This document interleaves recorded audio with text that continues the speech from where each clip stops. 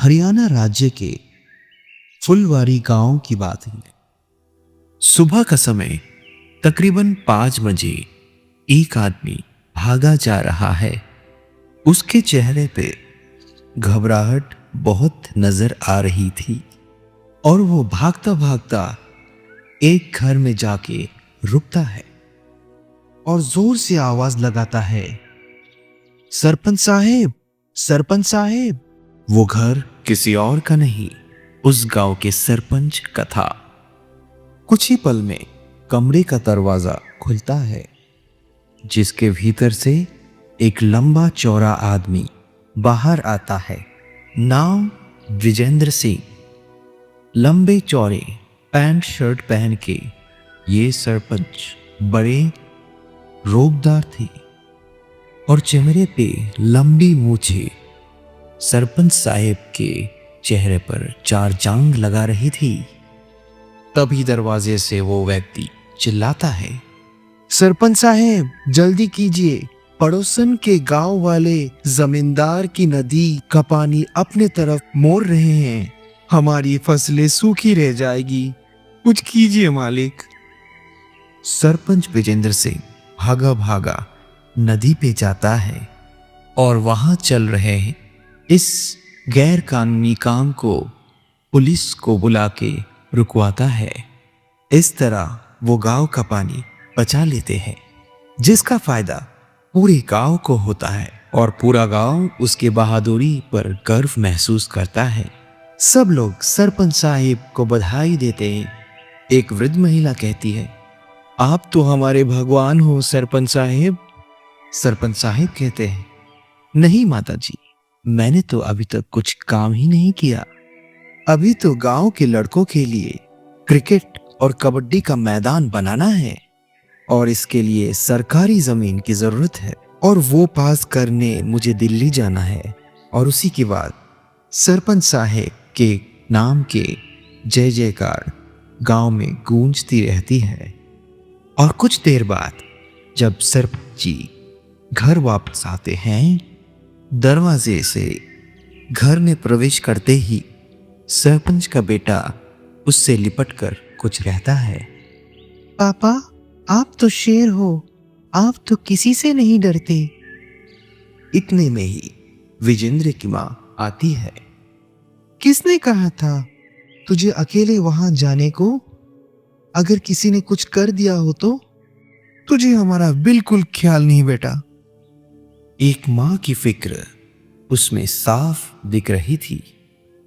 अब विजेंद्र अपनी मां को गले लगाकर उन्हें समझाता है कि उससे कुछ नहीं होगा और सब कुछ ठीक है।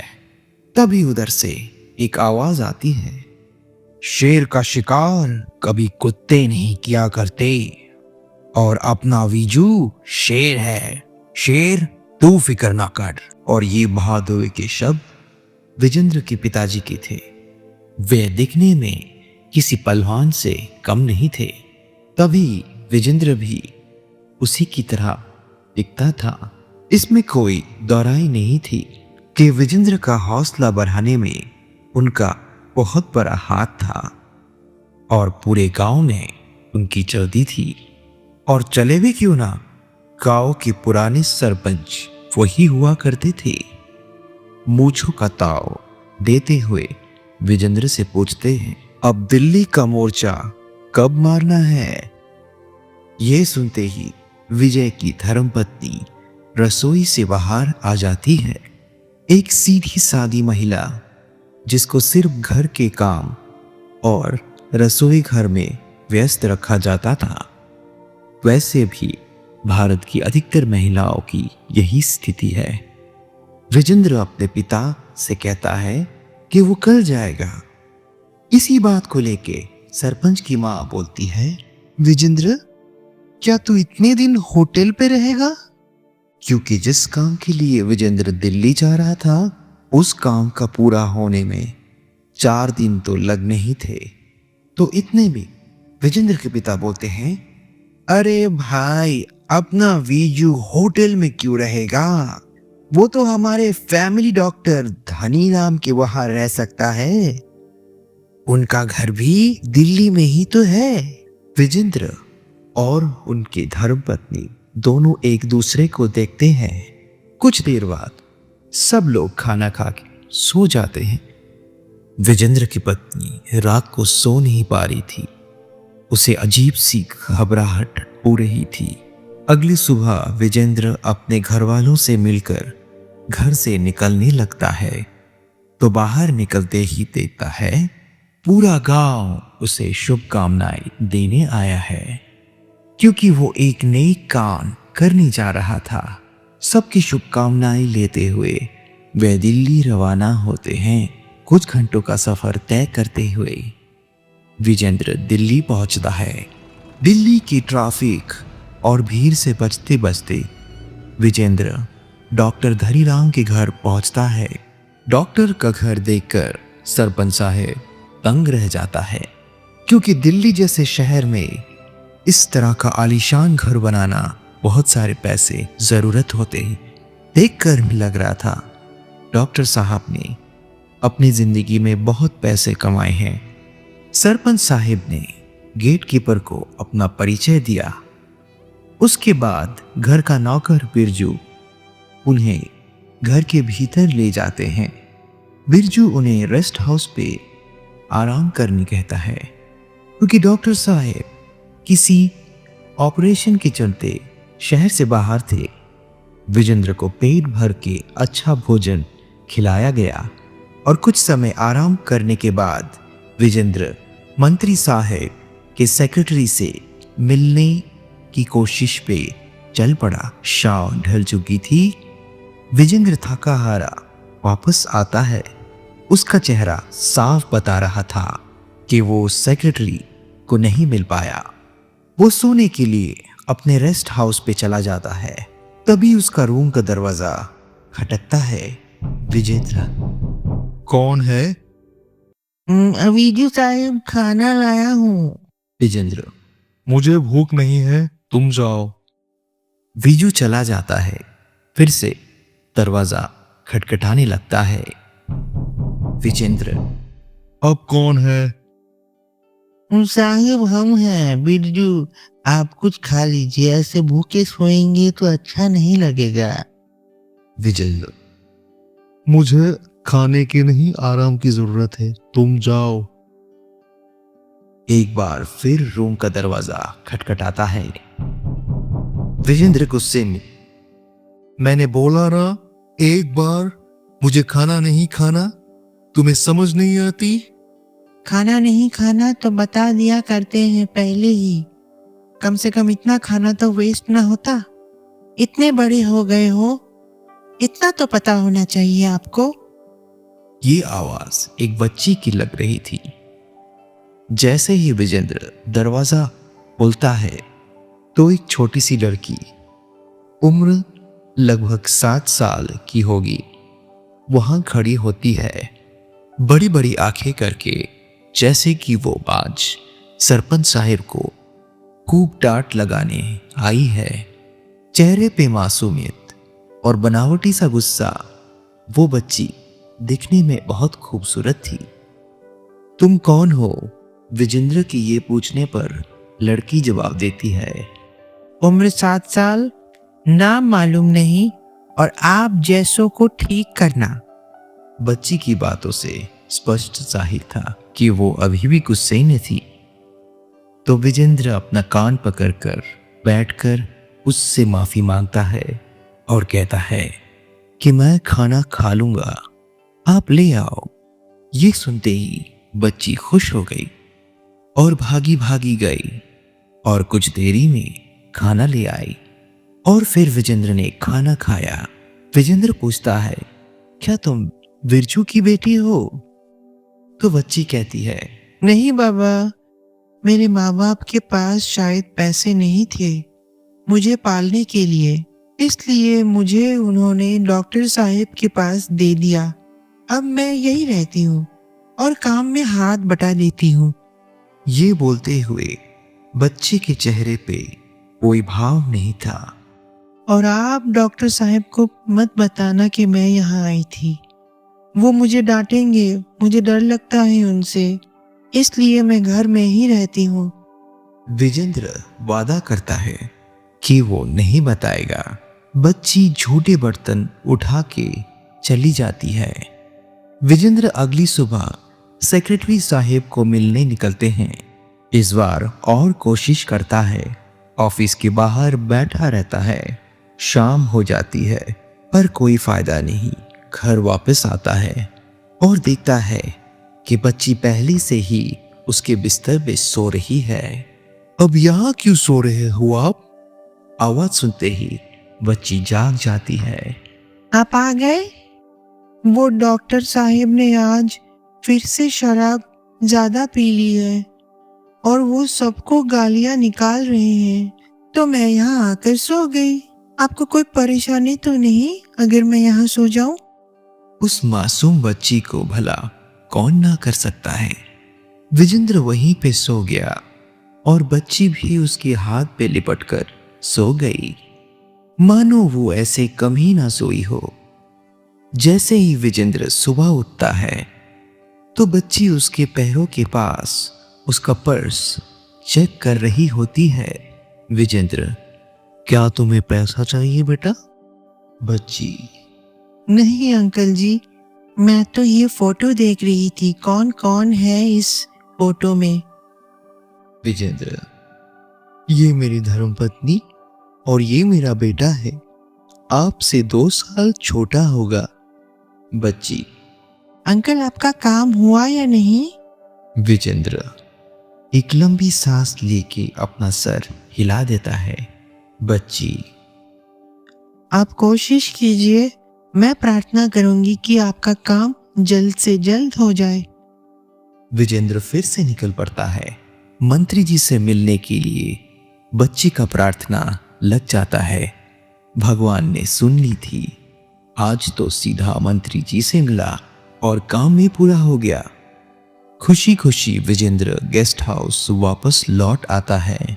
बच्ची डॉक्टर साहब के इंस्ट्रूमेंट से खेल रही होती है। दिखने में किसी कैची की तरह लगता है।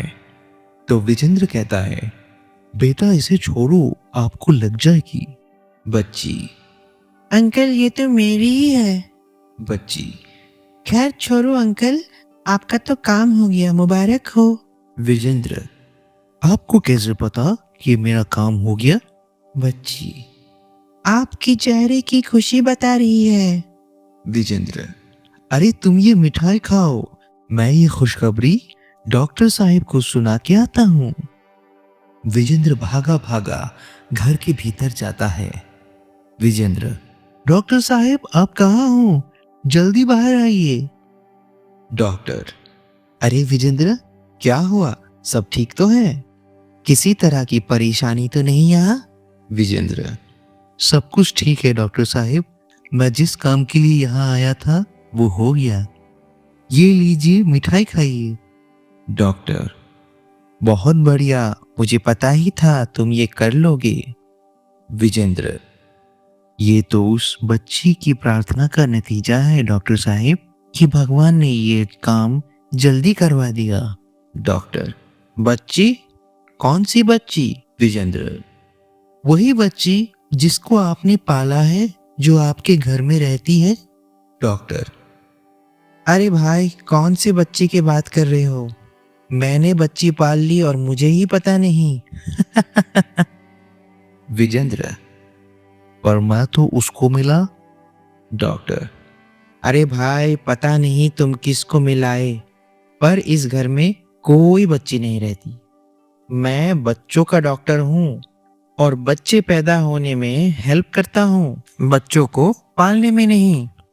ये बोलकर डॉक्टर साहब अंदर चले जाते हैं। विजेंद्र को कुछ समझ नहीं आ रहा था। विजेंद्र, वो जानना चाहता था कि बच्ची झूठ बोल रही है या डॉक्टर। वो भागा भागा अपने रूम की तरफ जाता है और कमरे पे पहुंचकर दरवाजा खोलता है तो कमरे में अंधेरा था। रात के समय पूरे घर की लाइट चली गई थी। कमरे में कुछ भी नहीं दिख रहा होता। वो अपनी मोबाइल की रोशनी करता है तो अचानक से वो बच्ची उसके आंखों के सामने खड़ी रहती है। बड़ी बड़ी आंखों के साथ विजेंद्र डर जाता है और पीछे हट जाता है और बच्ची को ध्यान से देखता है तो बच्ची बिल्कुल चुपचाप रहती है। बच्ची के हाथों पे और पैरों पे खून लगा रहता है और शीशे में बच्ची की कोई परछाई दिख नहीं रही होती। विजेंद्र समझ जाता है कि ये कोई भूत प्रेत है। विजेंद्र डर जाता है और भागने लगता है, पर कमरे का दरवाजा अपने आप लॉक हो चुका है। विजेंद्र के माथे पर पसीने ही पसीने छूटने लगते हैं। वो बड़बड़ाने लगता है कि मुझे मत मारना, मुझे मत मारना, मेरा एक बेटा भी है। आपके जैसा ये सुनकर बच्ची हंसने लगती है और विजेंद्र की ओर बढ़ती है। विजेंद्र इस क्षण को अपनी जिंदगी की आखिरी क्षण मान चुका होता है और अपनी मौत का इंतजार करने लगता है। तभी इस बच्चे के दोनों हाथ विजेंद्र के सिर को छूती है और उसके सिर दबाने लगती है। विजेंद्र कुछ समझ नहीं पा रहा था। विजेंद्र फिर से डर के मारे बड़बड़ाता है और कहता है, मैंने आपका क्या बिगाड़ा है, मुझे छोड़ दो। इस बार वो लड़की बोलती है, आपने ही तो सब कुछ बिगाड़ा है पापा। ये शब्द सुनकर विजेंद्र की रोंगटे खड़ी हो जाते हैं, मानो उसके शरीर में से प्राण ही ना बचे हो। विजेंद्र सदमे में चला जाता है और उसे याद आता आज से 7 साल पहले जब उसकी वाइफ प्रेग्नेंट होती है और वो उसको हॉस्पिटल ले जाते हैं। हॉस्पिटल में ये चेक करने जाते हैं कि लड़का होगा ये लड़की, और डॉक्टर बाहर आके ये खबर उन्हें देते हैं कि लड़की है पेट में। लेकिन सरपंच साहिब के फैमिली को तो लड़का चाहिए था।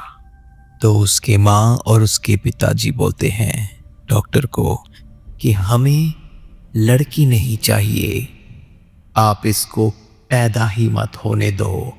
और विजेंद्र वही खड़ा होता है और वो अपने पिता को नहीं रोक पाता। कुछ समय बाद डॉक्टर आता है और बताता है कि अबॉर्शन हो चुका है, पर हमें बच्ची के बॉडी पार्ट्स काट कर निकालने पड़े क्योंकि बच्ची की बॉडी बढ़ चुकी थी। डॉक्टर वही थे, डॉक्टर धनीराम, और उसके हाथ में वही कैंची थी जिससे बच्ची को काट कर निकाला गया था। तभी विजेंद्र को होश आता है और वो बच्ची वही बैठी थी। उसके सामने वो बच्ची पूछती है, क्यों पापा, मेरा कसूर क्या था? आपने भी तो किसी को मनाने की कोशिश नहीं की। मुझे मारने में सबका बराबर का हाथ था। विजेंद्र फूट फूट कर रो पड़ता है। तो बच्ची कहती है, मैंने तो रोना ही नहीं सीखा, रोने से पहले ही आपने मुझे मार दिया। विजेंद्र को समझ आ चुका था कि उसने वो पाप कर दिया है जिसकी माफी उसे कभी नहीं मिल सकती। अपने हाथ बच्चे की तरफ जोड़कर फूट फूट के रोता है।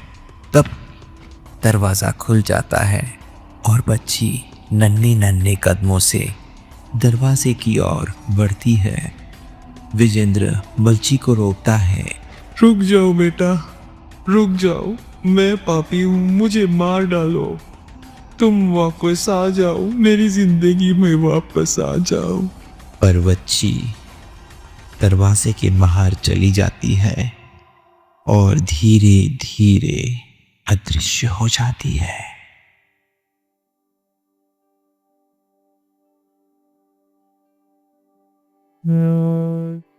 तो दोस्तों, आई होप हमने इस कहानी से कुछ तो सीखा है। लड़का लड़की ये सब कुछ मायने नहीं रखता। जब हमारे शरीर से एक कतरा खून निकलता है तो हमें कितना दर्द होता है। सोचिए, जो बच्चा लड़का हो या लड़की हो हमारे ही खून से बना है, उसका खून जब बहता है तब उसे कितना दर्द होता होगा। Let's say no to abortion, let's say no to boy child only, let us all support girl child also. लड़की हमारी संस्कृति में माँ कहती है। हमारे सारे भगवान माँ होते हैं। हम माँ को कैसे खून कर सकते हैं? ये तो पाप हुआ ना। आई होप आपको ये स्टोरी अच्छा लगा है और आई होप कि आपको ये मैसेज भी गया है। Thank you. सब्सक्राइब कीजिएगा अगर अच्छा लगा तो।